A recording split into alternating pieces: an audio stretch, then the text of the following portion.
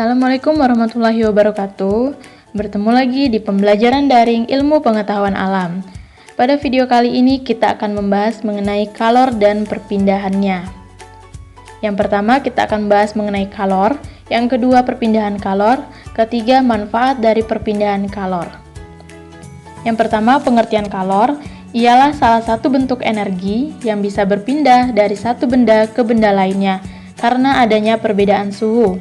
Satuan kalor dalam sistem internasional adalah Joule atau J.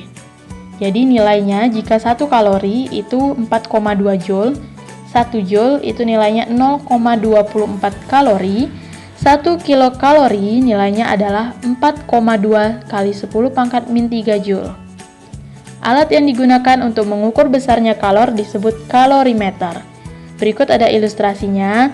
Misalnya ketika seseorang sedang memegang sebatang besi, nah ujung yang satu itu akan dipanaskan, maka di sini akan terjadi perbedaan suhu. Pada ujung yang dipanaskan suhunya lebih tinggi dibandingkan pada ujung yang lain yang sedang dipegang. Maka kalor akan berpindah atau mengalir dari suhu yang tinggi ke suhu yang lebih rendah.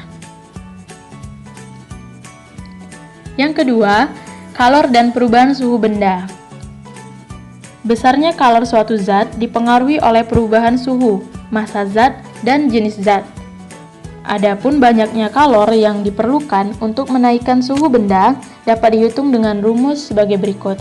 Q sama dengan M dikali C dikali delta T, di mana delta T adalah selisih perubahan suhu akhir dikurang dengan suhu awal. Kalor jenis atau C adalah banyak kalor yang diperlukan oleh 1 kg zat untuk menaikkan suhu sebesar 1 derajat Celcius. Nilai dari kalor jenis tergantung pada jenis zat masing-masing. Misalnya kalau air itu memiliki kalor jenis zat sebesar 4200 Joule per kilogram. Begitupun dengan zat-zat lainnya. Contoh soal yang pertama, sebatang besi yang masanya 10 kg semula mempunyai suhu 2 derajat Celcius. Jika kalor jenisnya 450 Joule per kilogram derajat Celcius, berapakah kalor yang diperlukan untuk menaikkan suhu besi menjadi 12 derajat Celcius? Pertama kita buat dulu diketahui. Di soal diketahui bahwa M-nya sama dengan 10 kg. Kemudian delta T perubahan suhunya dari 12 kita kurangi dengan 2 derajat Celcius. Hasilnya adalah 10 derajat Celcius. Kemudian kalor jenis dari besi diketahui 450. Yang ditanya adalah besarnya kalor. Maka langsung kita masukkan ke dalam rumus M dikali C dikali delta T. 10 dikali 450 dikali 10. Hasilnya 45.000 Joule atau 45 kJ. Kenapa 45 kJ? Karena dari Joule ke kilojoule itu dibagi 1000. Yang ketiga, kalor pada perubahan wujud benda. Yang pertama, dilihat bagannya, tanda panahnya dari padat ke cair itu disebut mencair atau melebur. Dari cair ke padat disebut dengan membeku. Kemudian proses dari cair ke gas itu dinamakan menguap. Sedangkan sebaliknya, jika dari gas ke cair itu dinamakan dengan mengembun. Kemudian dari padat ke gas itu namanya adalah menyublim. Yang keenam, dari gas ke padat adalah mengkristal. Kita bahas satu persatu, melebur dan membeku. Melebur atau mencair adalah peristiwa perubahan wujud zat padat menjadi cair. Sedangkan membeku adalah perubahan wujud zat dari wujud cair menjadi padat. Bagaimana rumusnya? Ketika diketahui kalor lebur, berarti Q sama dengan M dikali L. M itu adalah massa benda dalam satuan kilogram. L adalah kalor lebur atau kalor beku, satuannya Joule per kilogram. Jadi ketika misalnya di soal diketahui massa benda dengan satuan gram dan kalor leburnya juga satuannya gram, Joule per gram, maka tidak perlu lagi kalian ubah atau konversi satuannya, langsung dikerjakan saja. Tetapi jika satuan dari massa itu gram, sedangkan yang kalor leburnya adalah Joule per kilogram, maka kalian harus konversi dulu, biar sama-sama menjadi kilogram.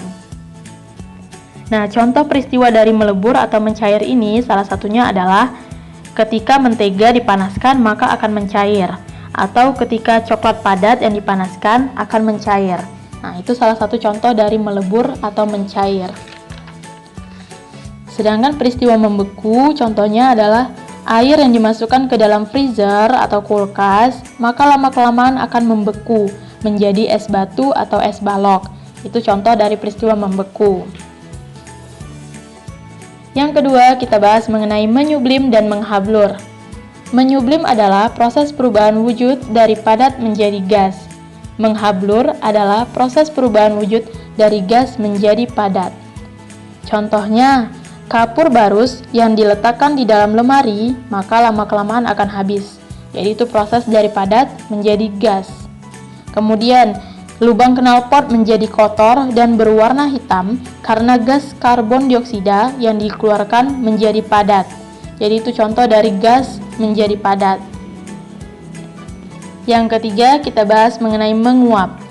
Menguap adalah proses perubahan wujud zat dari cair menjadi gas.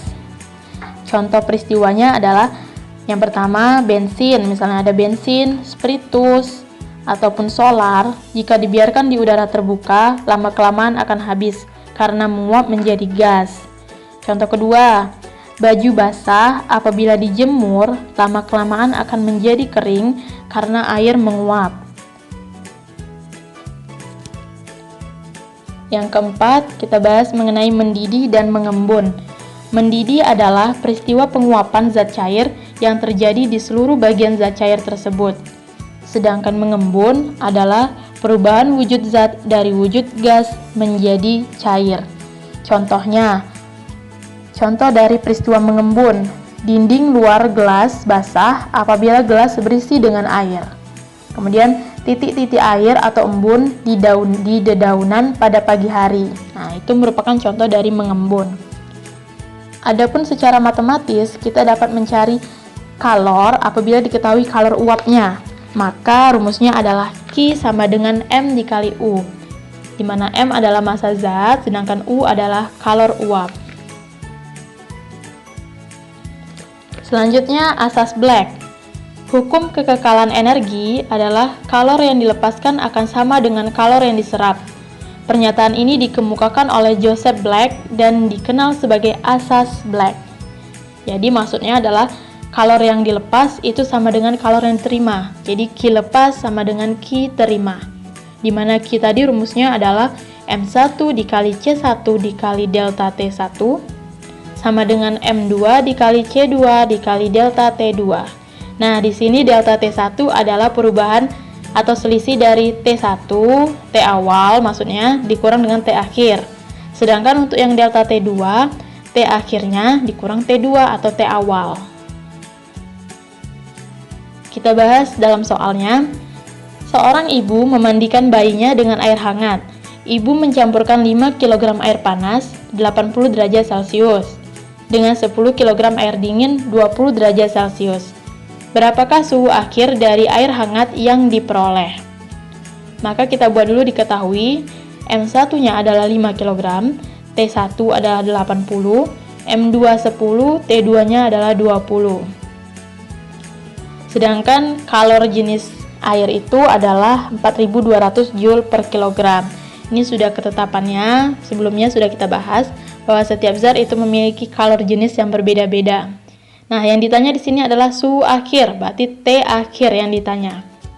Kita menggunakan rumus dari asas Black, di mana kalor yang dilepas sama dengan kalor yang diterima. M1C1 dikali delta T1, M2C2 delta T2. Kita masukkan nilainya. M1 nilainya 5, C1 tetap, dikali 80, T1 80 dikurang T akhir, sama dengan M2-nya 10 dikali C2 dikali T akhir dikurang T2-nya 20. Nah, di sini kenapa C1 dan C2-nya hilang? Karena zat atau zat cair yang terdapat di dalam soal adalah berupa air. Jadi memiliki kalor jenis yang sama, yaitu 4200. Jadi langsung kita coret saja antara kedua ruas ini. C1 dan C2-nya habis, langsung dicoret. 5 dikali 80 dikurang T akhir sama dengan 10 dikali T akhir dikurang 20. Nah, ini kalian kalikan satu per satu. 5 dikali 80 hasilnya 400, dikurang 5 kali T akhir hasilnya min 5 T akhir. Sama dengan, ini juga sama cara pengerjaannya.